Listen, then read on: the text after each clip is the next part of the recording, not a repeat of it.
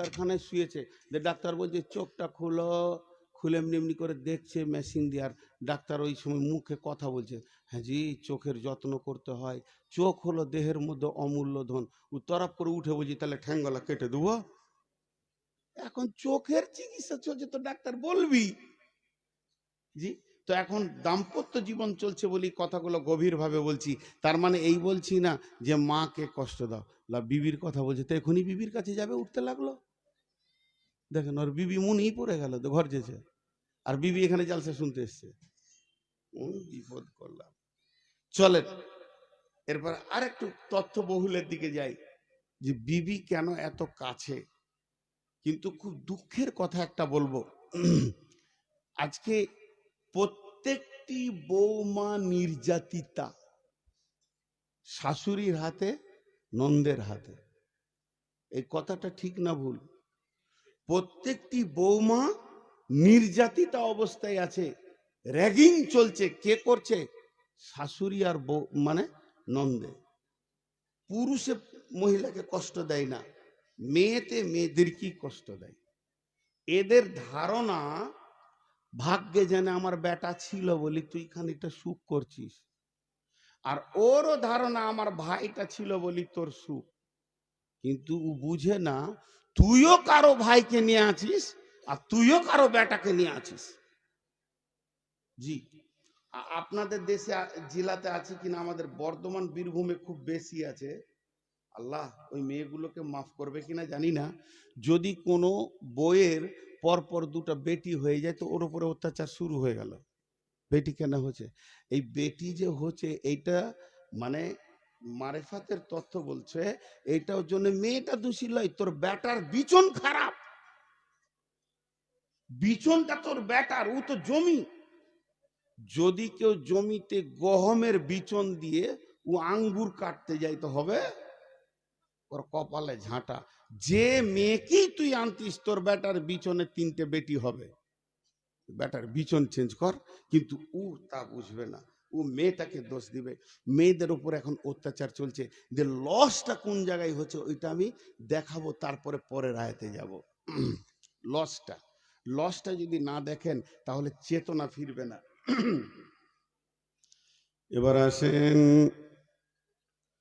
আল্লাহ তাবারাক ওয়া তাআলা বিবির ব্যাপারে কত সুন্দর কথা বলেছেন। হুন্না লিবাসুল লাকুম ওয়া আনতুম লিবাসুল লাহুন্না। কিন্তু তারপরও আমি যে কথা বলছি, যে একটা বিবির উপরে এত অত্যাচার চলে, বৌমাগুলো যেন বাড়িকে ক্ষতি করে ফেলছে।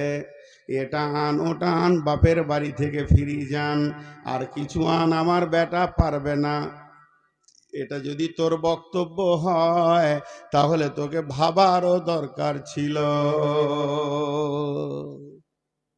আমি যদি বলি মানাবে না, এখনো দাড়ি কাঁচা আছে, সব টিপেকে যখন সাদা হবে, কিছু কথা বয়সের সঙ্গে সম্পর্ক হয়।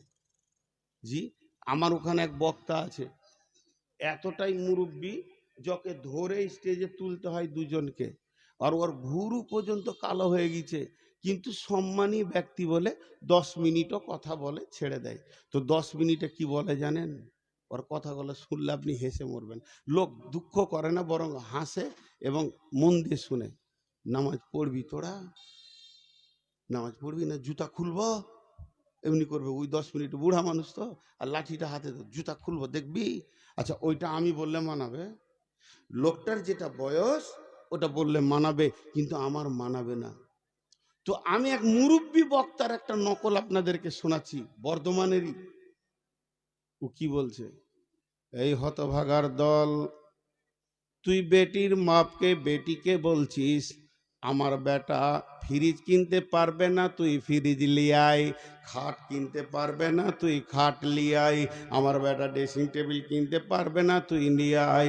যদি তোর বেটা কিছুই না পারে তো বিয়ে কেন দিলি? তুই এটাও কেন বললি না যে আমার বেটা ছেলে বানাতে পারবে না, 2টো ছেলে লিয়াই? তাতে খুব সাড়বার, এতে তোর খুব ক্ষমতার জোর, কিন্তু বিবির পেছনে যে তোমাকে খরচা করতে হবে। আল্লাহ বলেছেন অবিমা আনফাকু মিন আমওয়ালিহিম ফাসসালিহাতুন কানিতাতুন হাফিযাতুন লিল গায়বি বিমা হাফিজাল্লাহ ওয়াল্লাতী তাখাফুনা নুসুজাহুন্না ফাইজুহুন্না ওয়াহজুরুহুন্না ফিল মাজাজি'i ওয়াজরিবুহুন্না ফাইন আতানাকুম ফালা তাবগু আলাইহিন্না সাবিলা ইন্নাল্লাহা কানা আলিয়ান কাবীরা। শেষ হয়ে গেছে। জি, বিচার আছে, বিচার, ইনসাফ আছে। পৃথিবীতে ইনসাফ নাই। আমার এখানে যতটি খালা বসে আছেন, আমার বেটিটাকে বলছি না, যেগুলো আমার বয়সে আমার বোন, আমার থেকে ছোট ওইটি আমার বেটি, আমার থেকে একদিনের বড় ওইটি আমার খালা।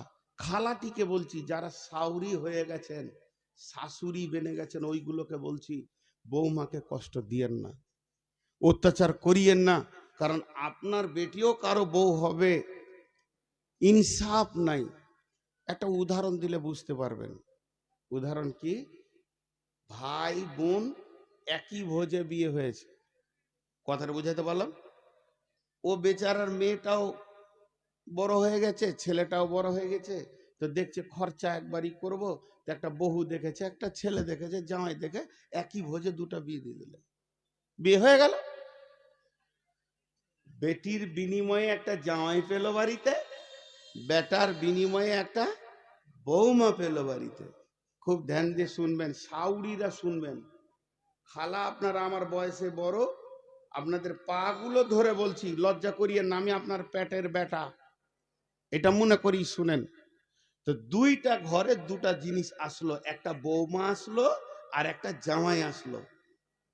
এবার বলেন, ওই জামাইটার যে আনন্দ লুকিয়ে আছে তোর বেটির কাছে, তেমনি তোর বৌমার কাছে তোর বেটার আনন্দ লুকিয়ে আছে। এটা কম করা যাবে? যাবে না। এখন হয়েছে কি, ওর বেটি বাড়িতেই আছে, এখানে ঝুনঝুনিতেই আছে, বিয়ে দিয়েছে কোথা? ওই সুজাপুর। জামাই ইয়ং ছেলে মানুষ, হঠাৎ শ্বশুর বাড়ি চলে এলো। বিবি আছে তো আসবে না, ঘন ঘন আসবে, চলে এলো হঠাৎ। একদম এসে টোটোতে নামছে, আর তখনই কারেন্ট চলে গেছে। কারেন্ট চলে গেছে, তো ঘরে বসতে দিয়েছে। তো শাওরি জিজ্ঞেস করছে, বাবা কেমন আছো, তোমার আব্বা মা কেমন আছে? ভালো আছে, সব জিজ্ঞেস হয়ে গেল। দিয়ে বেটিকে বলছে, খাদি জায়গায় পাখা করে দে ছেলেকে, দেখ কত কষ্ট করে গরম করে এসছে। ঠেলে দিলে বেটি নতুন নতুন লজ্জা করে, যা পাখা করে দে, পাখা করে দে, খাবারটা তুই লে যা, চাটা তুই লে যা। কেন? প্রত্যেকটি মা চায় আমার বেটিকে আমার জামাই প্রেম মহব্বতের বন্ধনে বেঁধে রাখুক। নতুন বিয়ে হয়েছে, বাইক নিয়ে 10টার সময় গেল একবার ফারাক্কা, আবার 12টার পর গেল কালিয়াচক, জোহরের সময় আরাম করে আসরের সময় আবার বলছে চল কালিয়াচক যাব। নতুন বিবি, নতুন বাইক, শুধু যেন আনন্দের ফুর্তিতে দৌড়ছে। আর ওই খালা পাড়াতে বলে বেড়াচ্ছে, বোন গে জামাই একটা পেয়েছি, আমার বেটি ছাড়া সে কিছুই বোঝে না। সব সময় আমার বেটি 3 দিন থেকে গেলে সে 2 বার আসবে। শুধু তাই নয়, আমার বেটি যদি বলে একটা টিপ নিব, কিংবা একটা ঠোঁট পালিশ নিব, গাল পালিশ নিব, ও নিজে আনবে না, বেটিকে সঙ্গে নিয়ে হাঁটবে। কলিজা ঠান্ডা হয়ে গেছে বোন, তোদের দোয়া ছিল, জামাই পেয়েছি কল ঠান্ডা। এরপরে হলো কি, বেটাকে বাপ পাঠিয়েছে, যা কাজ করতে হবে, মাঠে যা, বাগানে যা, এতটা কাজ আছে। কিন্তু তার কি কাজে মন বসছে? তারও নতুন বউ বাড়িতে আছে, সে কতক্ষণে ভাবছে হাবিবার মুখ দেখব, কারণ তারও বিয়ে হয়েছে ধুলিয়ানে, ওই রকম বউটা তার ঘরে রয়েছে। মাঠে থেকে হোক বাগান থেকে হোক 3-4 ঘন্টা 10 ঘন্টা বউকে দেখতে পায়নি, ক্লান্ত হয়ে যখন বাড়ি ঢুকছে তখন বেলা 1:30 বাজে। মা পাখাটা নিয়ে এসে বলছে, আহারে বেটা তোর কত কষ্ট হলো। বেটাকে মা পাখা করছে আর বউকে বলছে তাড়াতাড়ি তরকারিটা করেলে বেটা খাবে। কিন্তু আসলে মা বুঝলো না শান্তিটা কার কাছে লুকানো আছে। আল্লাহ কোরআনে বলছে শান্তিটা লুকানো আছে তার বিবির কাছে, অতএব তাকে আসতে দিছেন না। যখন কাছাকাছি হয়েছে সমস্ত কাজ সেরে, তখন হাবিবা বলছে, ও আমার প্রিয় স্বামী রে, তুমি যখন ঘাম ঝরিয়ে 1:30টার সময় ঢুকলে তো আমার হৃদয়টা উতল পাতল করছিল, একটু পাখা করে দেব। শুধু তোমার মায়ের ভয়ে আমি আসতে পারিনি। তখন সে বিবিকে স্বামী উত্তরে বলছে, রে বেগম রে, ধৈর্য ধর, এই ফ্যামিলিতে আর থাকবো না, আমার মায়ের ইনসাফ শেষ হয়ে গেছে, বেটির দিকে এত আনন্দ। এরপরে ওই বৌমাটা বলছে স্বামীকে, চলো না একবার ঘুরে আসি কালিয়াচক থেকে। শুধু একবার গাড়ি নিয়ে বেরিয়ে গেছে, সন্ধ্যার সময় ঢুকেছে। আমার খালামা পাড়াতে বলে বেড়াবে, বহু একটা পেয়েছি কলিজা জ্বলিয়ে দিলে, খালি বেটাকে নিয়ে মার্কেটে দৌড়ছে। এর আদালতে ন্যায় বিচার নাই, এর জন্য প্রত্যেকটি ফ্যামিলিতে অশান্তির আগুন দাও দাও করে জ্বলছে। বাপ মাকে দেখতে চাইছে না ছেলেরা, কেন? তাদের আদালতে ন্যায় বিচার না থাকার কারণে। যেমন তার মেয়েকে নিয়ে ঘুরলে তার জামাই কলিজা ঠান্ডা হয়, তো অমনি এদেরকেও সুযোগ দাও খালামা। যদি তুমি সুযোগ দাও, যদি তুমি সুযোগ দাও, তো ওই বৌমাটা মা বলবে, কলিজা ঠান্ডা করে নেবে তোমাকে দিয়ে। কিন্তু আসলে ফ্যামিলি শেষ হয়ে গেছে। এবার লসটা বলে দিয়ে আমি ওই আয়াতটার দিকে চলে যাব। টোটাল লস কি হচ্ছে এখানে, আপনারা যদি একবার মুখ খুলেন, হাত দুটো ধরে বলছি, তো আমি আনন্দিত হব। শেষবারের মতো একটু আমাকে শান্তি দেন, একটু আনন্দ দেন, ভালোবাসা দেন। আপনাদের আমি মেহমান। সেটা কি? প্রত্যেকটি পাড়াতে গ্রামে আজকে ভালো ছেলে পাওয়া যাচ্ছে না। তার মেন কারণ হচ্ছে, আপনি যে জমি থেকে ফসল নেবেন, নিয়ত করেছেন একটা 4 বিঘা আছে, এটাতে আমি আলু নিব, এটাতে আমি গম নিব, এটাতে আমি পেঁয়াজ নিব, এটাতে আমি কফি নিব, এটাতে আমি টমেটো নিব, এটা আমি পাতকপি নিব। যখন আপনি দামি দামি ফসলের চিন্তা করবেন, তখন সেই জমিটার প্রতি যত্নবান হতে হবে। তাকে সার, রাসায়নিক সার, চাষ, নিরান, দুবড়ি মারা, সমস্ত রকম চিন্তা আপনাকে রাখতে হবে। আর ওকে সুন্দর করে মাটিগুলোকে ফুলিয়ে রাখতে হবে। আপনি যা চাইবেন তাই পাবেন। যদি আপনি মনে করেন যে আমি একটা বৌমা নিয়ে এসেছি, আমার ফ্যামিলিতে মৌলানা নিব, মুফতি নিব, মহাদ্দিস নিব, মাদানি নিব, আপনি কিনা সাইকুল হাদিস নিব, ডাক্তার নিব, মাস্টার নিব, তাহলে বৌমাকে কষ্ট দিয়েন না। ওর মানসিকতার কষ্ট যদি হয়, ওর পেট থেকে ভালো ছেলে হওয়ার আশা ছেড়ে দেন। ওর পেট থেকে ভালো আশা পাওয়ার ছেলে রাসূলুল্লাহ সাল্লাল্লাহু আলাইহি ওয়াসাল্লামের ফায়সালা দিয়ে দিয়েছে। মা যদি বেঈমান হয় তো ছেলে বেঈমান হয়ে যাবে, ইফেক্ট এত বেশি পড়বে। হ্যাঁ ভাই, আজকে আমি একটা আমার ছেলের জন্য বৌমা নিয়ে আসছি। প্রথম দিন সে মেয়ে, বেটি ছেলে, বিয়ে পড়িয়ে দিলে নাম হয়ে যাবে বৌমা, আর একটা যখন পেটে চলে আসবে নাম হয়ে যাবে মা। উতেই ফ্যামিলির মা, আমার ফ্যামিলির বংশেরও মা। তাহলে মাটাকে যদি কষ্ট দেওয়া হয়, ভালো সন্তান ওই মেয়েটার পেট থেকে হবে না। কারণ ওর টেনশন, নন্দকে নিয়ে টেনশন, শাশুড়ি নিয়ে টেনশন, আর ঝগড়া আর ঝামেলা আর মাল্লিয়ায়, যদি ওর সবসময় ভিতরটা পিরান হয়, আর তার কাছ থেকে আপনি সুস্থ ভালো মিজাজি ছেলে পাবেন না। ওই ছেলে একটু বড় হলেই লাঠি নিয়ে দাদিকে খুঁজে বেড়াবে। কেন? ভাত দিবার বলবে চোখের পানিতে, তো দাদি খুব কষ্ট দিয়েছে রে বেটা। বুড়ি, বুড়া, লাঠিলে খুঁজে বেড়াবে। আজকে এই জন্যে প্রতিটি ফ্যামিলিতে শান্তি নেই। চলেন, মাল খরচা করবে কে? ওয়াবিমা আনফাকু মিন আমওয়ালিহিম। হে পৃথিবীর পুরুষ, ইনকাম করো, বিবির পেছনে মাল খরচা করো, বিবির মালের আশা করিও না। যারা শ্বশুরের মালের বিবির মালের আশা করে তাদের মতো দ্রোহ ভিখিরি পৃথিবীর বুকে কেউ নাই।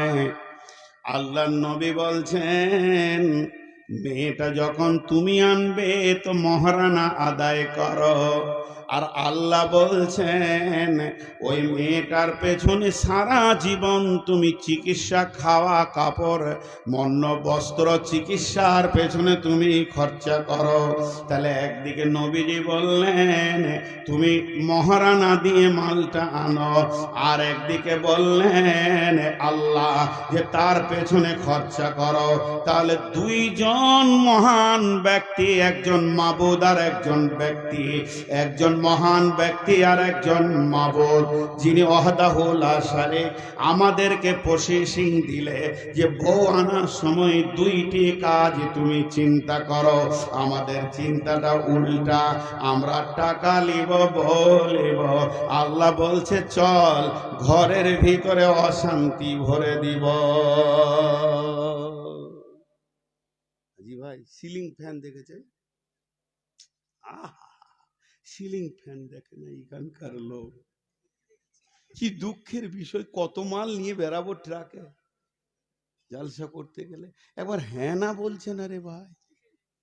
হ্যাঁ, একজন বলছে, এগুলো জালসার গল্প আর কি, যে এই খুঁটি থেকে এই পর্যন্ত দড়ি টেনে দাও তো, দড়ি টেনে দিয়েছে, যে বলছে যতটি বইয়ের কথা শুনে এই দিকে থাক, আর যে শুনে না সেই দিকে থাক।